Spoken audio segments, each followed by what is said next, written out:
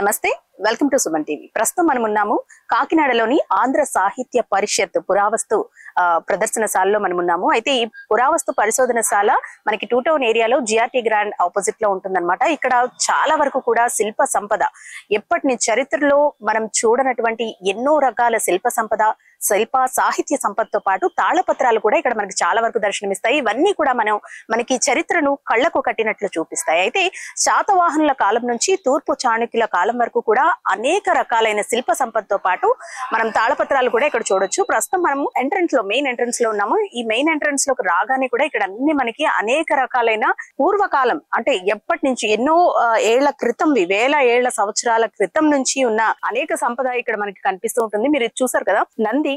మనకి ప్రతి దానికి కూడా ఇది ఏ శతాబ్దానికి చెందింది, ఎప్పటిది అనేది కూడా డీటెయిల్డ్ గా రాసి పెట్టారనమాట. ఈ నంది అనేది 14వ శతాబ్దం నాటిదటండి. 14వ శతాబ్దంలో నుంచి ఈ నందిని తీసుకొచ్చి ఇక్కడ పెట్టారు. ఇది తూర్పుగోదావరి జిల్లా కోటిపల్లిలో సేకరించినట్లుగా కూడా మనకి ఇక్కడ రాసి పెట్టారనమాట. ఎన్నో శిల్ప సంపదలు మన చరిత్రను స్పృశిస్తే మనకి కనిపించేవన్నీ కూడా ఇలాంటి ఎన్నో అద్భుతమైన కళాఖండాలు మనకు కనిపిస్తూ ఉంటాయి. ఆనాటి శిల్ప సంపదని మనం క్లియర్ గా ఇక్కడ అబ్జర్వ్ చేయొచ్చు అనమాట. ఇది చూసారు కదా వీరగల్లు. ఇది సేకరించింది అయితే మోర్తా గ్రామం, తణుకు మండలంలో, పశ్చిమ గోదావరి జిల్లా నుంచి దీన్ని సేకరించారంట. ఇది వచ్చి 9-10వ శతాబ్ద కాలంలోది అనమాట. అలాగే ఇక్కడ చూసారు కదా, ఇవన్నీ కూడా మనకి పురాతన కాలం నుంచి ఉన్న అంటే వేల ఏళ్ల నుంచి ఉన్న ఈ శిల్ప సంపదను ప్రజలకు అందించే ప్రయత్నం వాళ్ళు చూసేందుకు అనువుగా ఈ ప్రదర్శనశాలలో ఇక్కడ పెట్టడం అయితే జరిగింది. ప్రతి దాని వెనుక కూడా దీని చరిత్ర ఏంటి, అలాగే ఎప్పటిది, ఇవన్నీ కూడా మనకి కళ్ళకు కట్టినట్లు కనిపిస్తాయి అనమాట. సరస్వతీదేవి విగ్రహం చూసారు కదా, ఇది పశ్చిమ గోదావరి జిల్లా నుంచి సేకరించారన్నమాట. దెందులూరు గ్రామం నుంచి దీన్ని సేకరించారన్నమాట. చాలా సార్లు మనకి పురాతన వస్తువులు అనేవి బయటపడుతూ ఉంటాయి. అవి ఏ సంవత్సరం నుంచి ఏ సంవత్సరంలోవి ఇవన్నీ కూడా కనిపెడుతూ ఉంటారు. వాటన్నిటినీ కూడా కొన్ని ఏరియాస్ లో ఉన్న ఈ పురావస్తు శాఖలకి తరలిస్తూ ఉంటారు. వాటన్నిటినీ కూడా మనం క్లియర్ గా చూడొచ్చు. ఇక్కడ చూసారు కదా వీరభద్రస్వామి ఈ విగ్రహాన్ని కన్యకా పరమేశ్వరి ఆలయం పెనుగొండ, పశ్చిమ గోదావరి జిల్లాలో కనిపెట్టారటండి. అక్కడి నుంచి తీసుకొచ్చారు సేకరించి. అయితే ఇది వచ్చి 14-15 శతాబ్దానికి చెందిందనమాట. దీంతో పాటు అనేక శిల్ప సంపద మనం చూసుకోవచ్చు. ఇక్కడ అన్ని చూసారు కదా, హనుమాన్ విగ్రహం కానీ, తర్వాత ఇది చూడండి.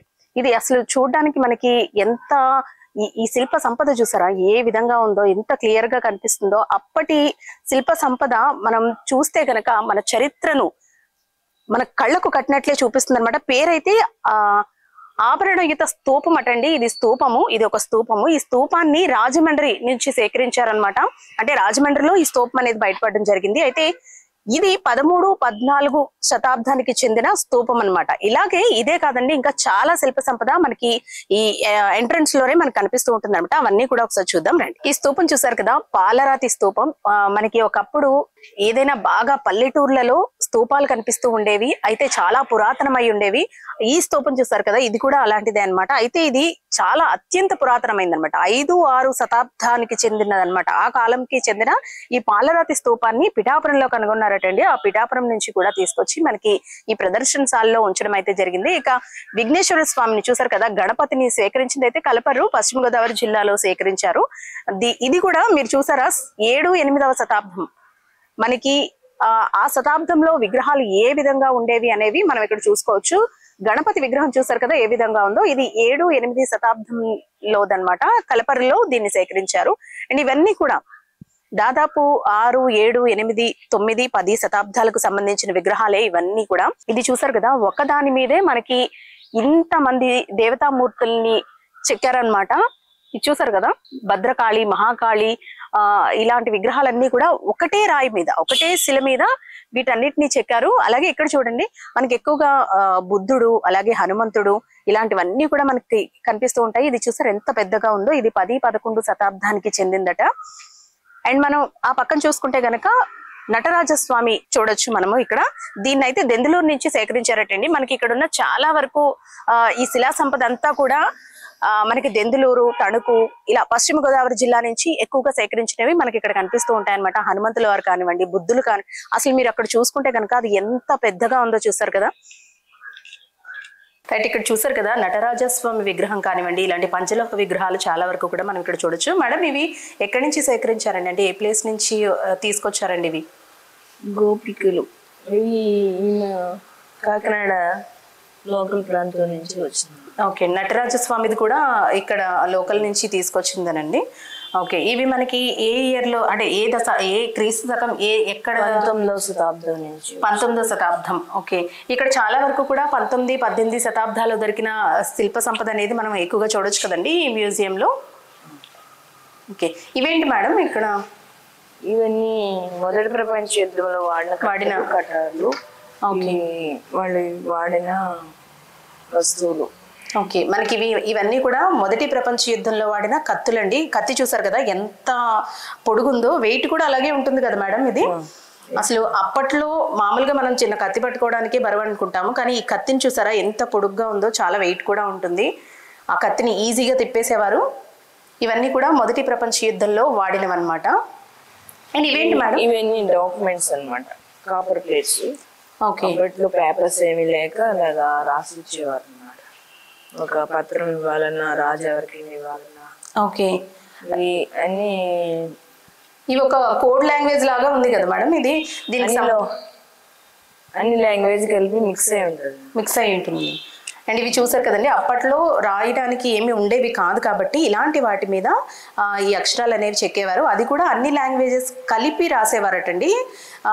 ఇది మనం ఎలా అర్థం చేసుకోవాలో కూడా ఇక్కడ డీటెయిల్డ్గా ఒక లిపిని అయితే మనకు స్క్రిప్ట్ని ఇక్కడ ఇవ్వడం జరిగింది. మీరు చూస్తున్నారు కదా, తెలుగు లిపి పరిణామ క్రమము అని చెప్పి రాసి అక్కడంతా కూడా ఇప్పుడు మనం చూసిన వీటిల్లో ఉన్న అక్షరాలన్నిటినీ ఏ అక్షరంతో జత చేసి చూస్తే గనక వీటన్నిటిని అందులో ఉన్న మీనింగ్ అనేది మనకు తెలుస్తుంది అనమాట. అది రాజమండ్రి పరిపాలించిన 11వ శతాబ్దం రాజరాజ నరేంద్రులు ఉండేటప్పుడు కూడా మనకి అప్పట్లో కూడా తెలుగు సగమే ఉంది. మనకి శ్రీకృష్ణదేవరాయలు 15వ శతాబ్దం వచ్చేసరికి పూర్తిగా తెలుగు మనకి వచ్చింది. ఓకే, కింద లైన్ లో ఉన్నది మన పూర్తిగా ఉన్న తెలుగు. అప్పట్లో సగమే ఉండేది కాబట్టి ఆ విధంగా ఉండేదన్నమాట. అయితే మనం ఇప్పుడు చూసినవన్నీ చదవాలంటే గనక ఈ లిపిని ఆధారంగా చేసుకొని చదవగలం. అండ్ ఇవి చూసారు కదా, అప్పట్లో వాడిన మట్టి పాత్రలు అనమాట. ఇక్కడ మీకు ఒకటి పెద్దగా కనిపిస్తుంది కదా, ఇది వచ్చి లాంతర్ అనమాట. అప్పట్లో లాంతర్లు వాడేవారు కదా, సో మట్టితో చేసిన లాంతరు, అలాగే బౌల్స్, ఇలాంటివన్నీ కూడా ఆ కాలంలో ఏ విధంగా ఉండేవో వాటిని కూడా మనకి కళ్ళకు కట్టినట్లుగా కూడా ఇక్కడ భద్రపరచడం అయితే జరిగింది. ఇవే కాదండి, చాలా సాంస్కృతిక సంపద అంతా కూడా మనం ఇక్కడ చూడొచ్చు. ఇవి చూసారు కదా, ఇవన్నీ కూడా అంతే సాహిత్య ప్రచురణలు అనమాట. ఈ బుక్స్ అన్నిటినీ కూడా ఇక్కడ మనకి ఈ మ్యూజియంలో ఏర్పాటు చేయడం జరిగింది. అది శ్రీనాథుడు ఓన్ రైటింగ్. ఇదమ్మా శ్రీనాథుడి ఓన్ హ్యాండ్ రైటింగ్తో రాసిన బుక్ అండి ఇది. పెన్ కూడా లేదు, అది ఎండుపుకాయని కింద రాసి పుల్లతో రాసేవారు. ఓకే, ఇది అలా రాసిందే కదమ్మా అయితే. అప్పట్లో పెన్స్ కూడా లేవు కాబట్టి ఈ విధంగా వాటిని రాసేవారు అనమాట. కానీ ఎంత నీట్గా హ్యాండ్ రైటింగ్ కూడా చూసారా, ఎంత నీట్గా ఎంత బాగుందో. శ్రీనాథుడు తన చేత్తో రాసిన రాత అనమాట ఈ రైటింగ్ అంతా కూడా, ఆయన రాసినదే. అండ్ ఇక్కడ చూడండి మీరు, ఇవి చూసుకుంటే కనుక ఇవన్నీ కూడా తాళపత్రాలు, తాటాకు గ్రంథాలు అనమాట. తాటాకుల మీద అప్పట్లో రాసేవారు కదా, మహాభారతం. అవును, ఇవన్నీ కూడా తాటాకుల మీద మేడం. ఇవన్నీ కూడా డిజిటలైజేషన్ చేస్తున్నారు కదా ఇప్పుడు. ఈ అన్నయ్య తిక్కన ఉండేటప్పుడు వాటి కాపీలు అనమాట. మీరు ఇక్కడ చూసారు కదా, ఇవన్నీ కూడా ఇప్పుడు మనకి డిజిటలైజేషన్ చేస్తున్నారు అనమాట. ఇక్కడ నుంచి కూడా తిరుపతి వెంకటేశ్వర విశ్వవిద్యాలయానికి చాలా వరకు కూడా ఇలాంటి తాళపత్ర గ్రంథాలు, అలాగే ఇవన్నీ కూడా అక్కడికి పంపించడం జరిగింది. దాదాపు 5,000 పైచీలకు ఇక్కడి నుంచి పంపించడం జరిగింది. వీటినన్నిటినీ కూడా భావితరాలకు అందించాలనే ఒకే ఒక ఉద్దేశంతో వీటన్నిటిని కూడా డిజిటలైజేషన్ చేస్తున్నారు. వాటి నమూనాలన్నింటినీ కూడా ఇక్కడ భద్రపరచడం జరిగింది. అండ్ ఇక్కడ చూసారు కదా, మట్టి పాత్రలు కానివ్వండి. అండ్ ఇక్కడ ఇవన్నీ ఏంటి మేడం? ఇవి పాపికొండలో దొరికిన అవి ఒక జంతు శిలాలు. ఓకే, ఎముకలు. ఇది ఎప్పటిది మేడం? చూసారా, ఇవన్నీ జంతు శిలాజాలన్నమాట. గోదావరి పరివాహక ప్రాంతంలో ఇవి దొరికాయటండి. ఒక కుండలో వీటిని సేకరించడం అయితే జరిగింది. పాపికొండల ప్రాంతంలో ఈ శిలాజాలని కనుగొన్నారు. ఇవన్నీ కూడా మనకి సందర్శనార్థం కూడా ఇక్కడ భద్రపరచడం అయితే జరిగిందనమాట. ఇవి రాజముద్రలు, స్టాంపులు. ఇవి చూసారు కదా, అప్పట్లో రాజముద్రలు అనేవి ఏ విధంగా ఉండేవో కూడా ఇక్కడ మనకి భద్రపరిచారు. ఇవన్నీ రాజముద్రలు అంటే స్టాంప్స్ అన్నమాట. మ్యామ్ ఇదేంటి కత్తే కదా? కత్తులు కటార్లు. కత్తులు కటార్లు మీరు ఇక్కడ చూడొచ్చు. సురకత్తి. సురకత్తి, అవును. మనం చాలా వరకు సినిమాల్లో చూసుంటాం కదా, ఫైటింగ్ సీన్స్ లో ఇలాంటి కత్తులు ఎక్కువగా కనిపిస్తూ ఉంటాయి. దీనికి చూసారు కదా, ఇది దీనిదే కదా మేడం? వరలు.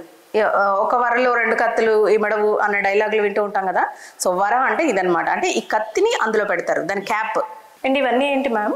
సాహిత్య ప్రచురణ. సాహిత్య ప్రచురణలు. ఇవి కూడా ఎప్పుడే మేడం? డిక్షనరీస్. ఓకే. రాతి పనిముట్లు అనే మాట మనం వినే ఉంటాం కదా, కానీ ఎప్పుడు చూసుండము. మనం ఇక్కడ చూసుకోవచ్చు, ఇవన్నీ కూడా రాతి పనిముట్లు అంట. మేడం ఇవి ఏ విధంగా ఉపయోగపడేవండి అసలు? ఎర్లీ మ్యాన్స్ ఉండేటప్పుడు అప్పట్లో పనిముట్లు ఏమీ లేక వీటిని ఉపయోగించేవారు.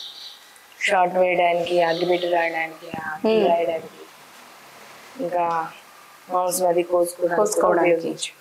అప్పట్లో ఎలాంటి చాక్ ఇలాంటివి ఏమి ఉండేవి కాదు కాబట్టి మనకి ఇలాంటి రాళ్లను షార్ప్ గా చేసి వాడేవారు అనమాట. ఇవన్నీ కూడా రాతి పనిముట్లండి. ఇవి కూడా మనకి 2,50,000 సంవత్సరాల క్రితం వంట. అంటే చూసారా, 2,50,000 సంవత్సరాలు అంటే క్రీస్తు పుట్టిన క్రితాన్ని బట్టండి. క్రీస్తు కంటే ముందు పుట్టిన ఈ రాతి పనిముట్లన్నీ కూడా మనం ఇక్కడ చూసుకోవచ్చు. ఇవన్నీ కూడా ఇక్కడ భద్రపరిచారు.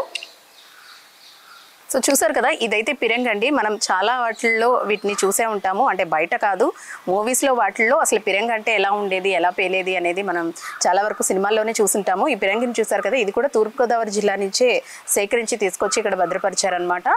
మొత్తానికైతే ఇక్కడ ఈ మ్యూజియంలో అయితే చాలా వరకు కూడా 15, 16 శతాబ్దాల కాలం నాటి శిలా సంపద కానివ్వండి, శాసనాలు కానివ్వండి, సాహిత్య సంపద కానివ్వండి, ఇవన్నీ కూడా ఇక్కడ ఈ మ్యూజియంలో భద్రపరచడం అయితే జరిగింది. ఇవన్నీ కూడా మనకి చరిత్రను కళ్ళకు కట్టినట్లు చూపిస్తాయి. మన భావితరాలకు ఈ సంపదను అందించాలి, వీటి విలువ తెలియాలి, ఇవి ఎప్పటివి, ఏంటి, అప్పట్లో ఏ విధంగా ఉండేవారు, ఇదంతా కూడా మనం భావితరాలకు అందించే ప్రయత్నం చేయాలి. అయితే పిల్లల్ని కూడా మనం ఎప్పుడు పార్కులు, బీచ్లు ఇలాంటి ప్లేసెస్కే కాకుండా అప్పుడప్పుడు కూడా మనం ఇలాంటి ప్లేసెస్కి తీసుకొచ్చి మన చరిత్ర ఏ విధంగా ఉండేది అనేది పిల్లలకు తెలియజేయడం ఎంతైనా అవసరం. కెమెరా పర్సన్ అజయ్తో అనుశ్రీ, సుమన్ టీవీ, కాకినాడ.